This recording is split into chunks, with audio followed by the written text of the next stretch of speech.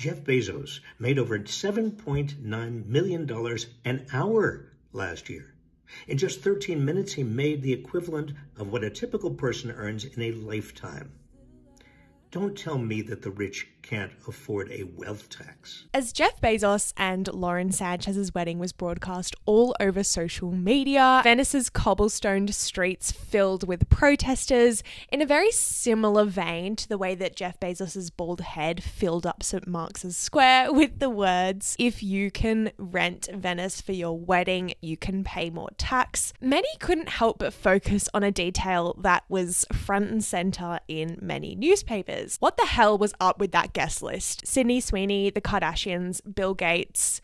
Right, that makes so much sense. As Twitter user Kendall Renee said, "I love how Jeff Bezos and Lauren Sanchez have literally no real friends. Why are you inviting Sydney Sweeney and Ellie Goulding to your 200-person wedding?" And besides the fact that obviously he wanted to smell like Sydney Sweeney's bathwater while Ellie Goulding's "Love Me Like You Do" played ceremoniously in the background, I think this raises a really good question. The fact we're even living in an era where a billionaire can spend $50 million on a wedding, while not that far across the water, Palestinians continue to suffer from oppressive regimes and it really gives an insight into the level of dystopia that we're currently living through and the serious failing that's causing this mass inequality and lack of wealth distribution. And although billionaires have been having lavish weddings for years, there's something about this particular wedding that has got a lot of people talking. So today I want to unpack what this wedding represents in an era where now more than ever money means power. And it often means not really having an ethical or moral compass either.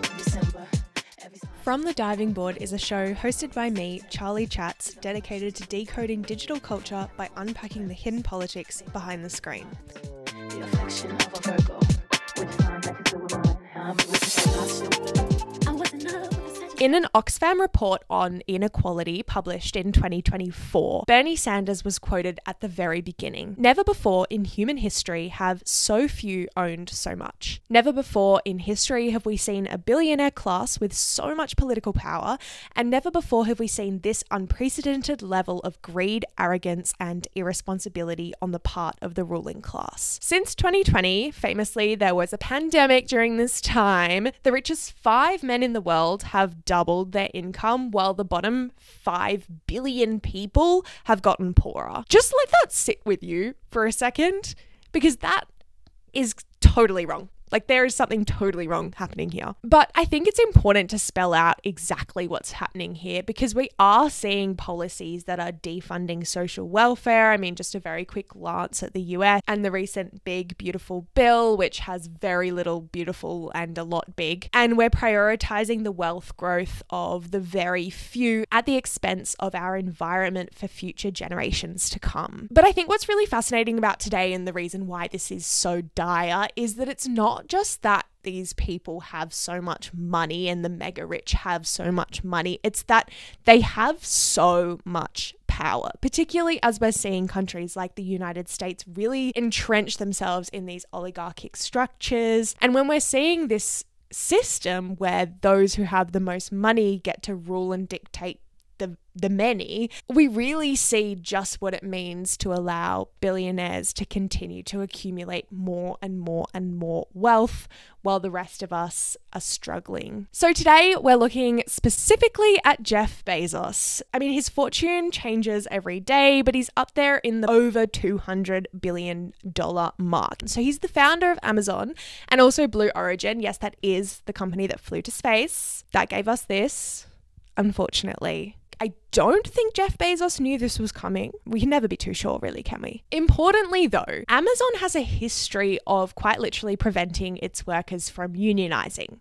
So, quite literally preventing its workers from getting workers' rights. In fact, this was to such an extent that Oxfam, in its report for 2024 on inequality, had an entire section dedicated to the poor treatment of Amazon workers. And I think what was so powerful about this is that they actually included anecdotes from workers in their report. So Reverend Ryan Brown works at an Amazon fulfillment center in North Carolina and describes the work as physically demanding, monotonous, and grueling, with workers subject to racism and discrimination. Amazon effectively has a monopoly over the online sales industries in many economies, which basically means that Jeff Bezos, as its CEO, has a significant level of political power. And as was also stated in Oxfam's report, CEOs of this nature can use this power to prevent their workers from getting rights. It literally stated that such CEOs can oppose labor laws and policies that could benefit workers, such as fighting minimum wage increases, reforms that undermine workers' rights, political restrictions on unionization, and rollbacks to child labor laws. And I think because of this, Bezos doesn't just represent extreme wealth, but also extreme exploitation, as well as a lack of environmental consideration, which was only further entrenched by the fact that he chose Venice as his wedding location, which is famously sinking due to mass tourism, climate change. So when we did see Bezos's loud, garish, dare I say tacky, I'm sorry wedding, it felt almost oppressive in the context of just how much destruction him and his company is contributing to. And it was also described as indicative of us entering this new era of conspicuous consumption, where quiet luxury and small minor signaling of your status are out and loud, garish, insane displays of wealth are in. I think it's also kind of humorous that he clearly ensured that the paparazzi were like close enough to capture everyone as well. Like, I'm sure you could find a place that might be a bit more secluded than Venice, but he was always close enough to a port, like always just that bit close enough for the paparazzi to really get them. And I think it was intentional. I think there was intention and strategy behind this. I mean, if you run a billion-dollar company, hundreds of billion-dollar company, I think you have a little bit of strategy and thought behind all of these things that you're doing and the wedding that you have, and the idea that you're going to publicize this wedding and make sure every person sees it. That's strategic. That was intentional. Simona Abate for Greenpeace put it pretty well when she told the ABC that Greenpeace's protest isn't about the wedding itself, but it's about what it represents.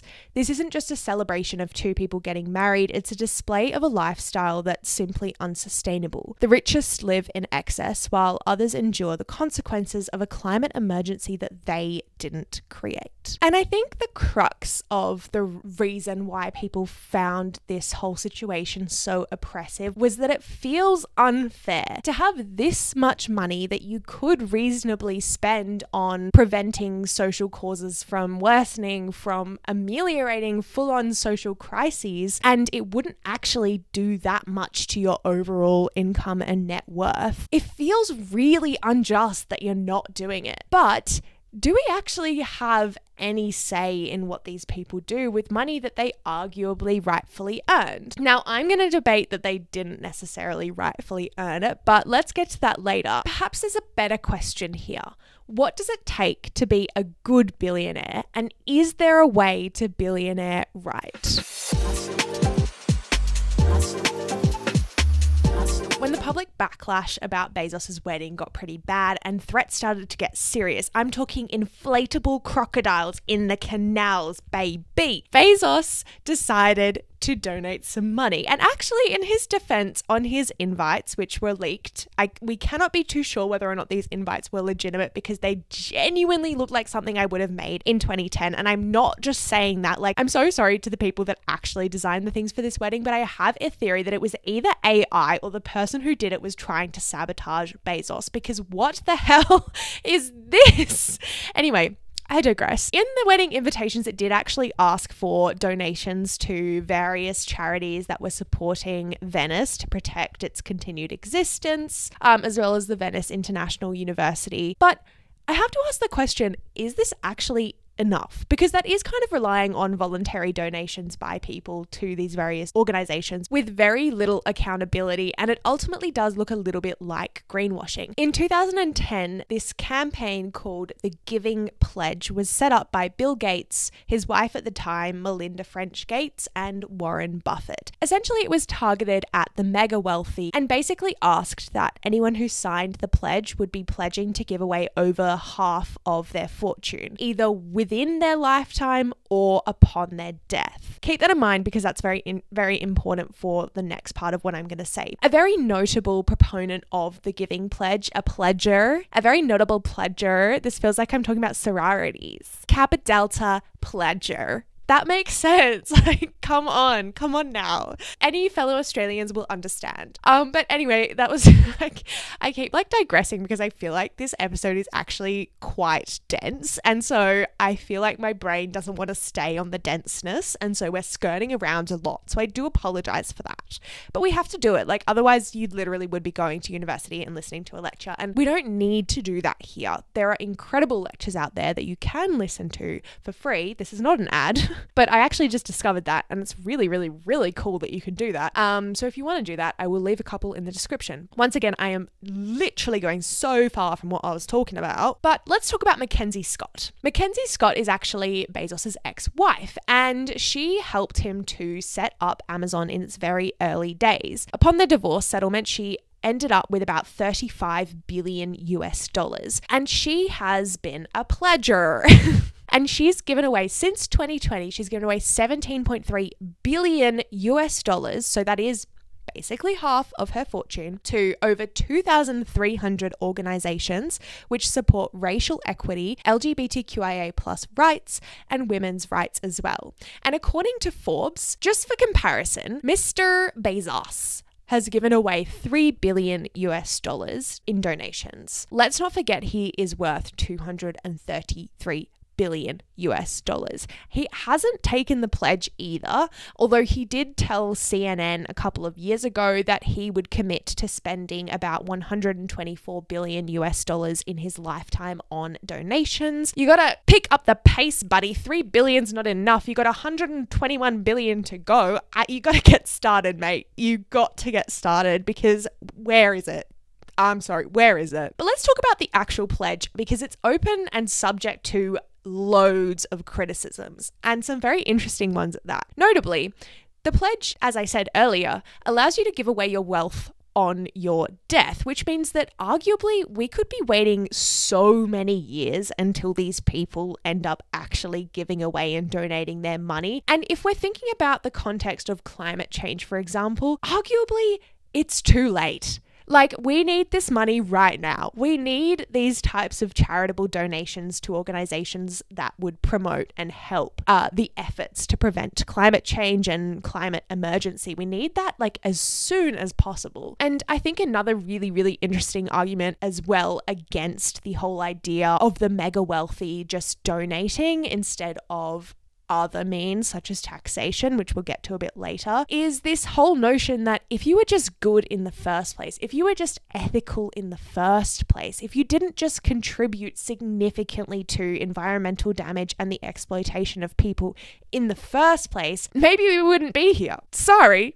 Like, it feels quite performative, and it feels like a publicity stunt. And another thing is that a lot of these pledgers, I can't say it normally, they're all pledgers. They don't actually give their money directly to charities. So oftentimes when these mega wealthy people are trying to donate to charities, they'll donate first to an intermediary, which could be a family foundation or a donor advised fund. And research shows that there's actually no guarantee that once the funds are in those intermediary funds, they'll actually make it to charities. And to keep hammering down against this idea, Chuck Collins raised a really, really significant point in an article he did did for CNN. This Giving Pledge campaign was set up in 2010, and by 2020 there were still 62 living billionaires that signed the pledge when the pledge first became a thing. So they were still signed onto the pledge 10 years on. Chuck Collins basically argues that you would think that if you'd committed to spending and donating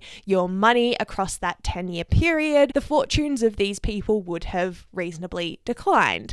Except when adjusted for inflation, their fortunes have actually doubled. Billionaires are now earning so quickly, faster than they can even give away. And personally, I think a huge cost and con to this whole situation is the fact that it's completely voluntary. There are no guardrails around this. There's no accountability. It is completely relying on the pledge of these people and trusting that they'll actually follow through. I also think it's really important to note that a lot of the time in many economies, particularly definitely in Australia and also in the United States, charitable donations are tax deductible, which can mean that if you say you're going to donate to various charities, you end up just not paying tax. And then if you can put it in an intermediary, you're not even giving to a charity and you're also not paying tax either. Mackenzie Scott's philanthropy is actually an anomaly, and it is amazing to see someone do something like this and to genuinely commit to giving away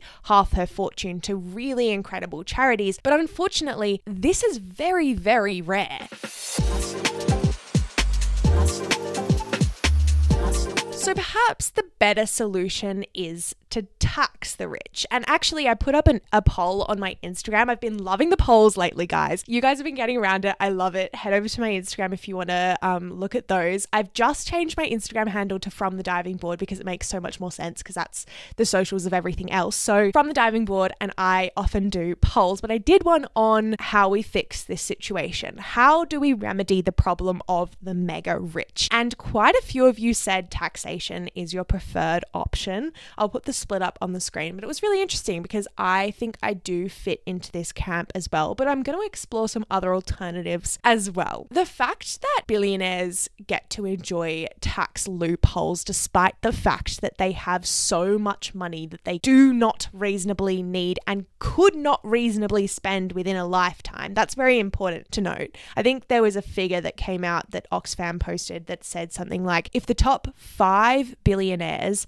spent $1 million every single day, it would take them 476 years to exhaust their accumulated total wealth. The level of useless money that is just put to someone's name and could be going to social causes. In fact, there was a really powerful quote that I found that said, every tax dollar dodged is a nurse that will never be hired or a school that can never be built. And this is really, really important because you probably paid more tax than many billionaires or millionaires did in the last financial year, and many corporations as well. And I'm not saying that to be like derogatory or patronizing, to be like, you little poor person, because I did too. Like we all did. We all genuinely paid more tax than a lot of these people did. And that should make us riled up. That's not right. That is not okay. As I mentioned earlier, extreme wealth means extreme power, and it also means extreme influence in political decisions and lobbying, etc. Democracy is famously designed so everyone has an equal vote, and we elect the people in the systems that we have because we want them to have access to the resources to be able to make decisions about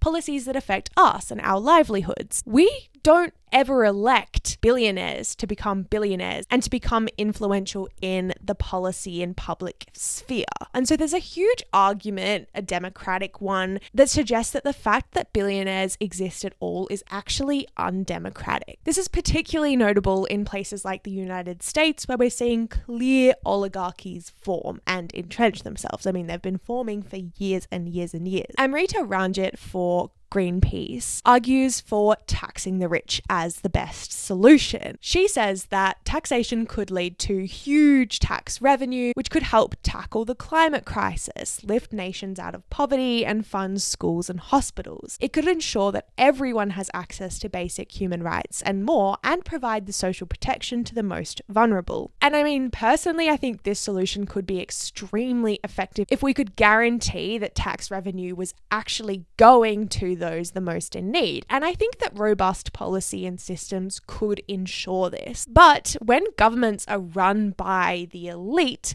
can we really guarantee that the money is going to get there?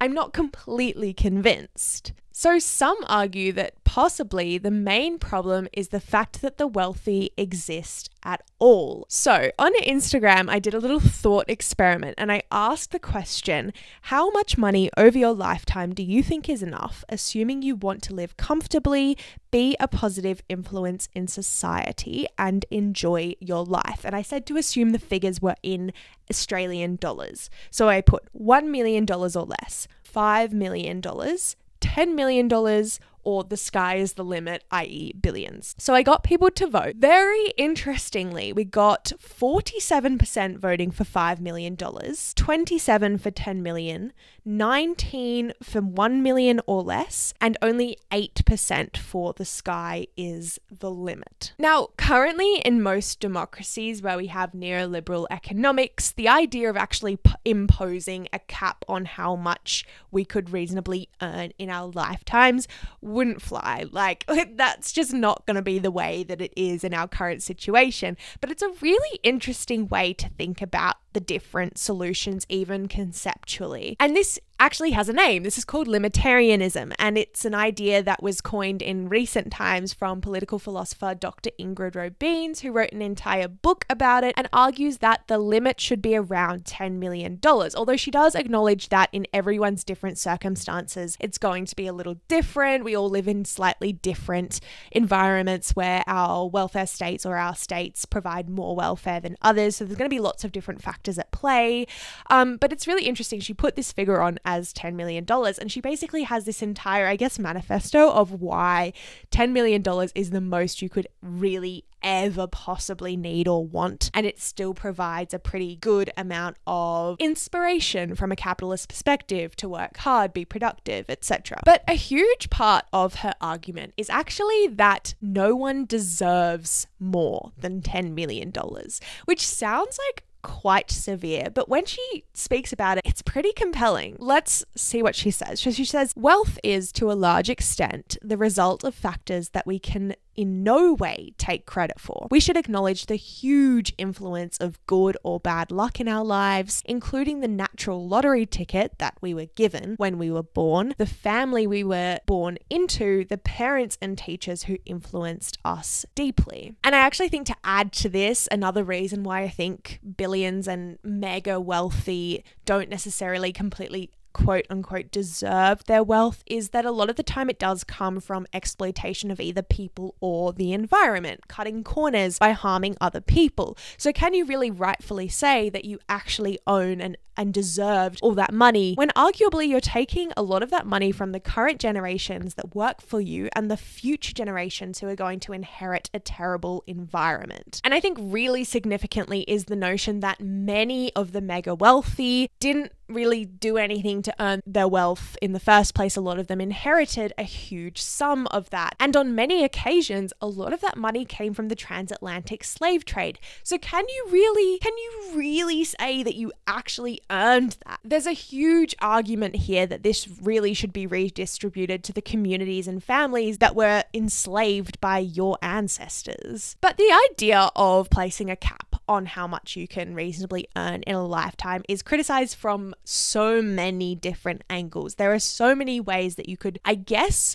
try to poke holes in this theory, although I will say, from listening to a couple of podcasts and lectures from Dr. Robeyns, I haven't read her book, but it sounds like a pretty robust theory she's got going, and she acknowledges that it does have holes, but it's still like foundationally quite a good concept and something that we really should take seriously, I think. But I mean, there are two, I guess, significant arguments against it that stand out to me. The first is that there's this argument that if we don't allow the sky to be the limit, if we don't allow billions to be plausible for every individual, then we're preventing people from being productive and we're harming the way that people work under capitalism. And the second argument is the idea that it's unjust to prevent people from accumulating what they rightfully own. Now, I've obviously already debated the fact that arguably a lot of these people don't rightfully own this money. So we're not going to go too much into that one. But I want to talk about the idea that is it going to genuinely make a difference to our motivation in life under capitalism if we put a cap on $10 million and don't allow ourselves to earn more than that?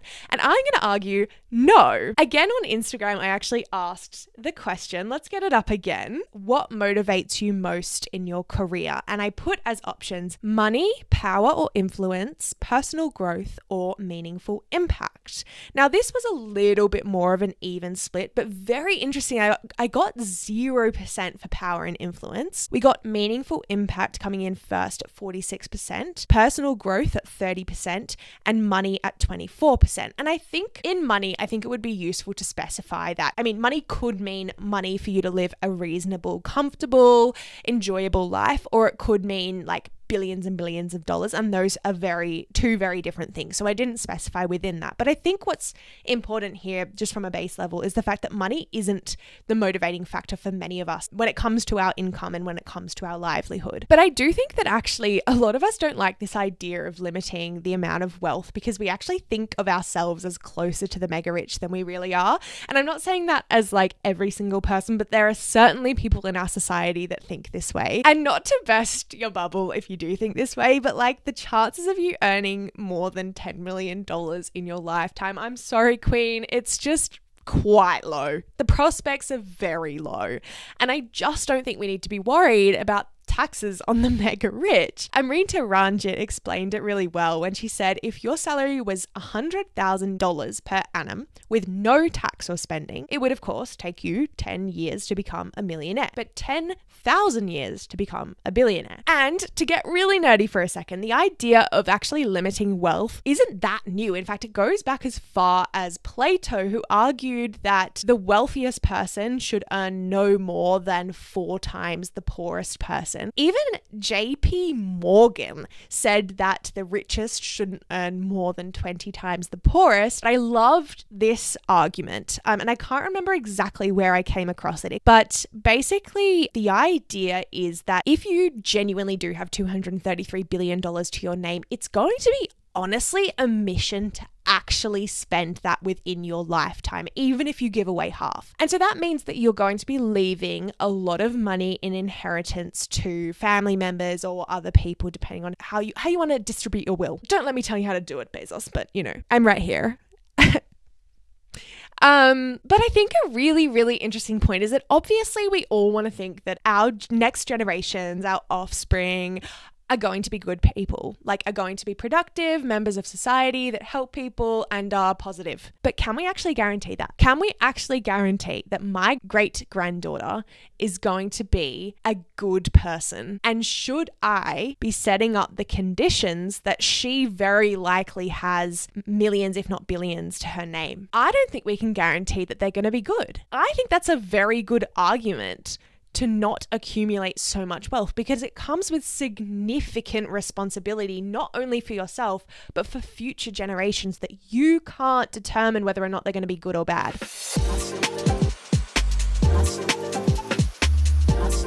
Okay, but now to the very important question, the reason you guys are all here. Do billionaires have friends? Well, I wouldn't know because I'm not a billionaire. So anyway, that was great. Bye. So silly. Honestly, obviously, I set out in this video to ask this question tongue in cheek, but there was actually kind of a fair bit of research to suggest that there's a high chance that a lot of billionaires are very lonely. Perhaps more interesting is the way that a lot of billionaires now in the current era are socializing almost performatively for attention. What I think is actually genuinely so sad about Jeff Bezos' wedding is that we know these aren't his friends. Like, these are not his friends. I simply cannot imagine Kim K, Usher, and Bill Gates alongside Jeff Bezos having a chinwag. That's never happened. And this is the thing. here is the thing, is that this is all performative and social networky, and all of them benefit from the chaos of this entire wedding and the fact that it was almost rage bait as a wedding. And it was all business. Like, I genuinely think this wedding was business for the attendees. It was business for Jeff Bezos, because Jeff Bezos's wedding got so much media attention, arguably taking a lot of media attention from the things that genuinely matter right now. Abia Adlaka wrote quite an amusing article, and she said there's basically two ways to understand this guest list. The first is it's an algorithmic accumulation of people simply because they belong in the same tax bracket. The second, Bezos legitimately has no friends. And to quote her directly, if this is who he invited to his wedding, you have to ask, who didn't make the cut? Where are the childhood friends? The nerdy college roommate from Princeton? Where is the guy from the garage in Bellevue who helped him ship Amazon's first ever book? Where are the people who danced with you before you were worth $233 billion? And on that note, it's actually quite tragic. Anyway, thank you guys so much for listening and tuning in to this week's iteration of the podcast. If you want to hear more from me, you can always head over to my Instagram from the diving board, subscribe on YouTube if that's where you're watching, and also follow on Spotify and rate the podcast 5 stars. I want to give once again another significant shout out and thank you, because we hit number 1 in the top society and culture podcasts on Spotify last week, and we were also sitting at number 2 of all podcasts in Australia for like a solid 4 days, which is insane. Love you guys. Thank you so much, and I'll see you in my next video.